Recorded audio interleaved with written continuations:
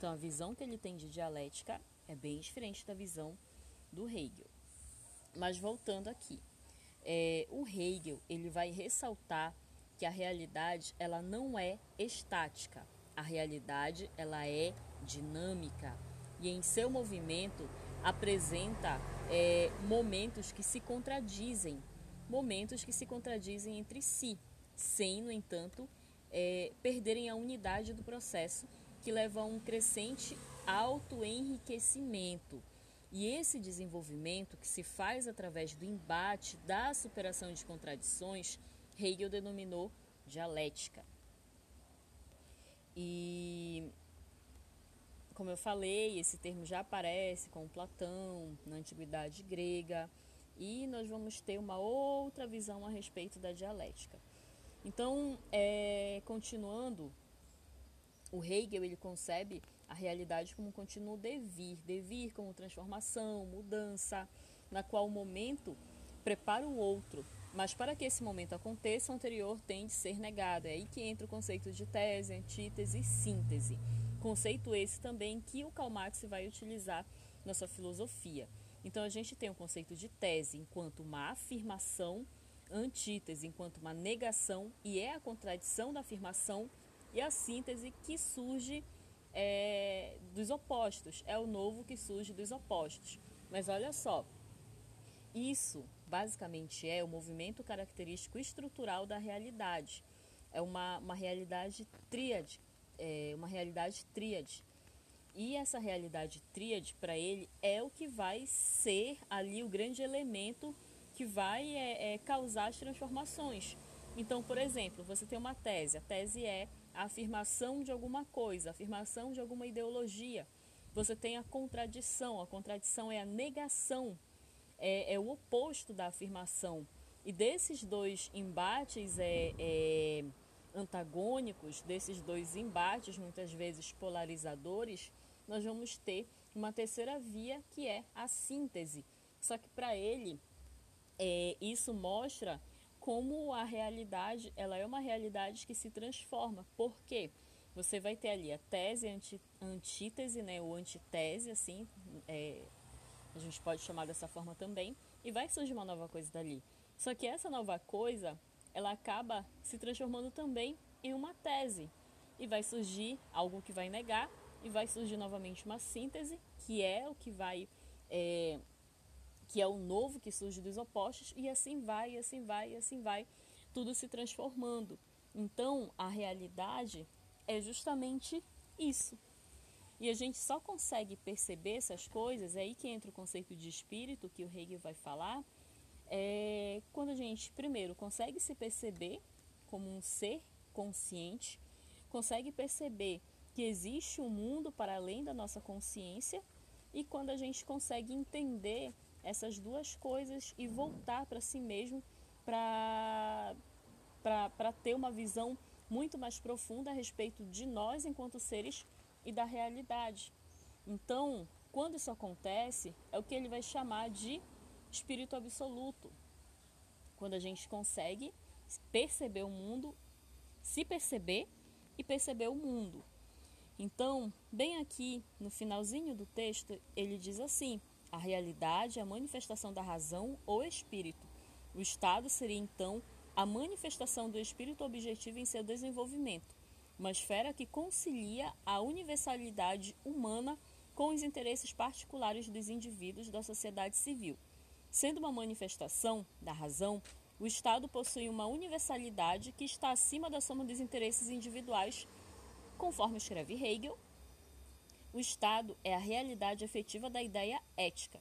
O indivíduo tem, por sua vez, sua liberdade substancial no sentimento de que ele, o Estado, é sua própria essência, o fim e o produto de sua atividade.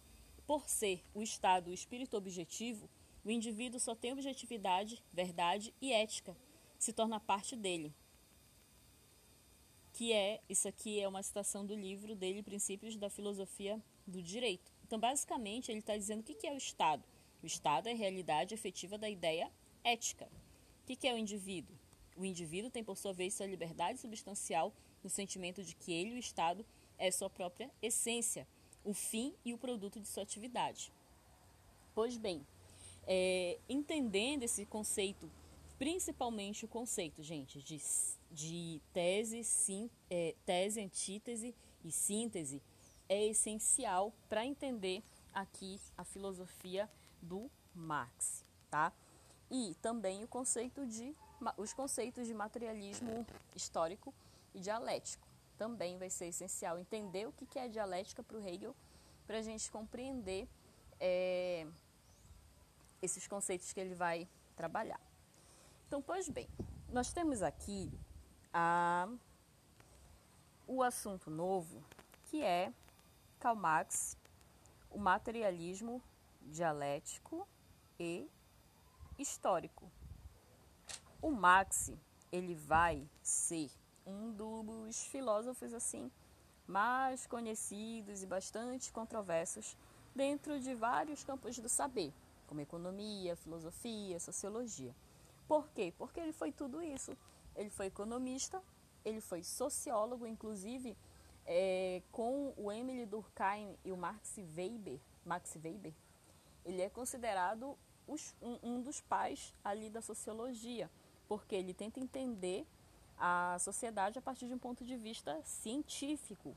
Ele tenta compreender a sociedade, ele tenta entender o porquê, dentro da perspectiva dele, existir a desigualdade social. Então, o Karl Marx, ele vai ter trabalhos importantíssimos nessas áreas. Também nós temos o Karl Marx como sendo um jornalista.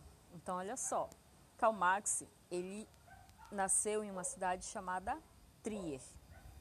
Ele era filho de um advogado e de uma dona de casa. Os pais dele tinham origem judaica. Ele se formou em filosofia e a tese que ele defendeu tinha como título A Diferença entre a Filosofia da Natureza de Demócrito e a de Epicuro. Após esse período de universidade, o Marx ele passou para o jornalismo e ele se tornou redator de um jornal chamado Gazeta Renana, que era um órgão dos burgueses radicais da Renânia. Em pouco tempo, o Marx ele se tornou redator-chefe desse jornal, mas o jornal foi interditado. Então, Marx ele estudou com Feuerbach, que é um filósofo que vai ter influência sobre ele, que vai tecer duras críticas ali à religião, porque nesse período a religião ela era vista com maus olhos, porque você tem ali uma redescoberta da razão, você tem vários movimentos filosóficos que exaltam essa razão. Então a religião ela acaba tendo um status bem negativo, um status assim bem mesmo pejorativo dentro do meio acadêmico. E ele vai ter contato também com outros filósofos que são anarquistas, como o Bakunin, o Proudhon e um outro cara chamado Blanc. Esses caras eles foram essenciais assim para a concepção de uma sociedade sem Estado, sem necessidade da existência do Estado. E eles vão, como eu falei, eles irão ter uma influência bastante grande sobre os escritos do Karl Marx, mas uma influência não tão grande quanto o Hegel. Nesse mesmo período que ele tem contato com esses anarquistas famosos, ele vai conhecer o Friedrich Engels, que vai ser um grande amigo e colaborador de vida do Karl Marx. Em 1844, ele escreveu manuscritos econômico-filosóficos. É muito importante a gente entender o seguinte, que o Karl Marx ele vai escrever muitas obras relacionadas ali à economia. E a obra mais importante dele vai ser o Capital, dentro desse contexto da economia. É nesse livro que ele vai propor, aliás, nesse livro não, no conjunto de obras dele, que leva ao entendimento de que a sociedade capitalista é uma sociedade desigual, em que os trabalhadores são explorados pela burguesia. Esse conjunto de obra dele é que vai levar ele a, a pregar ali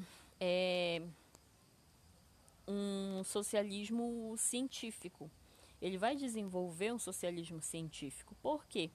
Esse socialismo científico, ele era diferente dos outros socialismos que o Marx ele criticava. Por que ele criticava? Porque esses socialismos, eles não indicavam as leis gerais do funcionamento da sociedade. Já no científico, o Marx ele aponta como funciona a sociedade capitalista. E como que funciona a sociedade capitalista? Funciona de uma forma que mantém e inventa novas formas de explorar o trabalhador. Então ele utiliza o termo socialismo científico para ser algo muito diferente do socialismo utópico, que era muito pregado também nesse período. Como eu falei para vocês, ao contrário dos outros filósofos, o Marx ele não queria apenas entender o mundo, mas ele queria também transformar.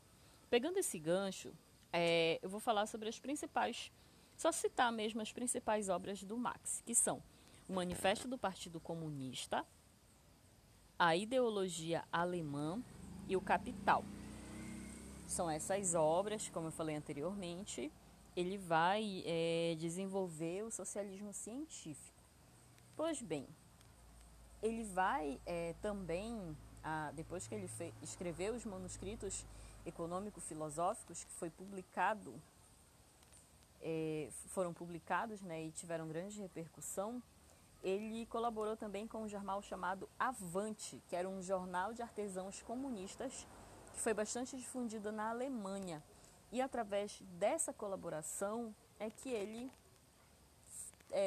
teria sido expulso de um local em que ele vivia. Nesse mesmo período, ele amadurecia o afastamento da esquerda hegeliana. O Karl Marx ele acabou se transformando um seguidor do Hegel, só que de uma corrente de esquerda, a esquerda hegeliana, basicamente, que era tratada desse jeito, assim, a forma, né, como ela era chamada, esquerda hegeliana. Em 1845, ele escreveu A Sagrada Família, que foi um trabalho em colaboração com Engels, dirigido contra hegelianos de esquerda, ou seja, já era uma dura crítica aos hegelianos da esquerda. Ainda contra esses hegelianos, o Marx e o Engels ele escreveu a ideologia alemã. E ele estava refugiado depois que ele foi expulso da cidade em que ele vivia anteriormente. Ele estava em Bruxelas. Enfim, aconteceram um monte de coisas. Em 1848, o Marx ele voltou por um breve período para a Colônia, onde ele fundou a Nova Gazeta Renana, que depois ele acabou sendo esse jornal acabou sendo obrigado quase que imediatamente a suspender as publicações, porque o que ele escreveu não foi algo muito bacana, não. Então depois ele vai para Londres, ele tem muitas dificuldades, ele conta com a ajuda do Engels, e no fim das contas, vindo para cá, para a leitura,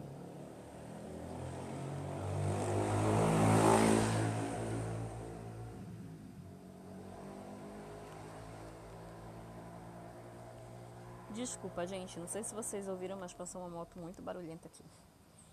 Então, vindo para cá, para a leitura desse trecho especificamente, não se sabe com certeza as razões que levaram Marx a abraçar a causa do proletariado. O certo é que ele foi o primeiro grande pensador a romper com uma longa tradição de pensadores e artistas sempre inclinados para o lado dos senhores a defender a emancipação dos trabalhadores. Ele dizia: a cabeça desta emancipação é a filosofia, seu coração proletariado. Karl Marx nasceu na cidade alemã de Trier, eu já falei para vocês, no seio de uma família judaica, e tornou-se um dos pensadores de maior influência sobre a reflexão contemporânea.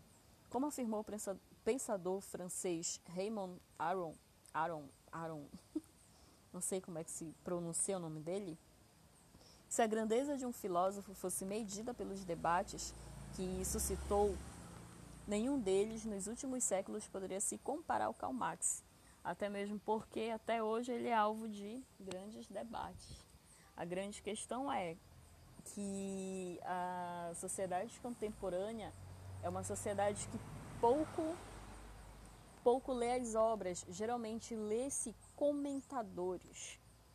Então, a gente lê muito o que se comenta a respeito de uma obra, e poucas vezes a gente compra uma obra para ler de fato. E, apesar disso, ele ainda é um dos caras mais comentados aqui do nosso século. Nos tempos da universidade, Marx se revelou entusiasmo pelo estudo do direito, da filosofia e da história. Formado em filosofia no círculo do idealismo alemão, tentou seguir a carreira universitária como professor, mas não conseguiu seu intento devido a questões políticas. O Marx ele já era treteiro desde lá da universidade. Em 44, conheceu Engels em Paris e ambos se tornaram amigos, inseparáveis por toda a vida.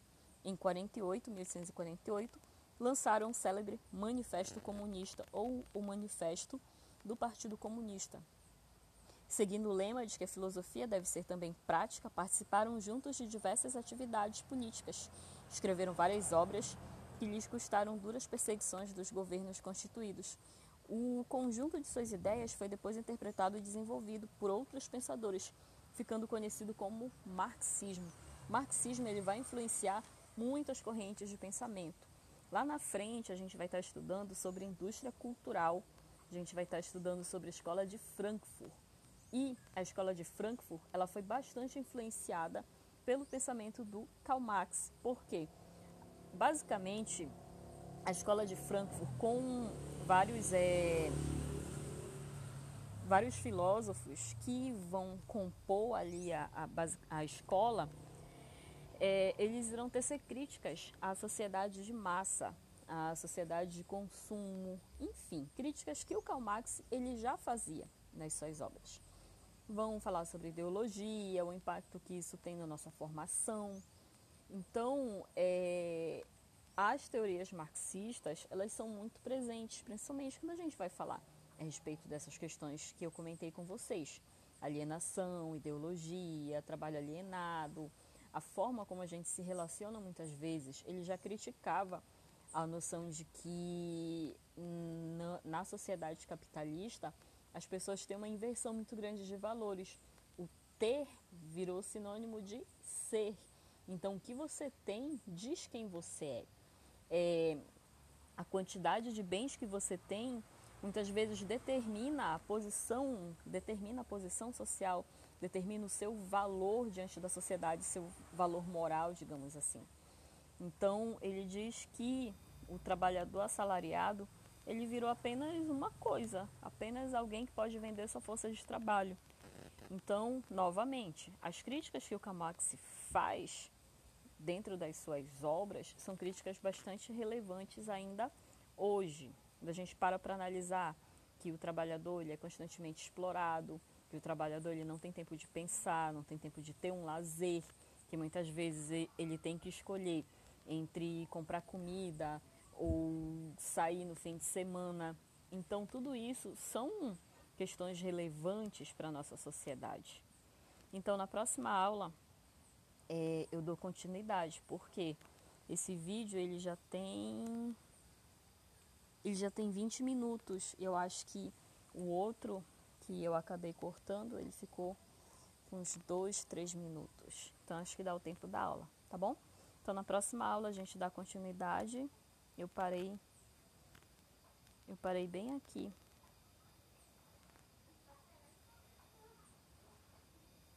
Ficou faltando a crítica ao idealismo hegeliano, que eu já falei de maneira bem sucinta, mas eu posso falar um pouquinho mais profundo.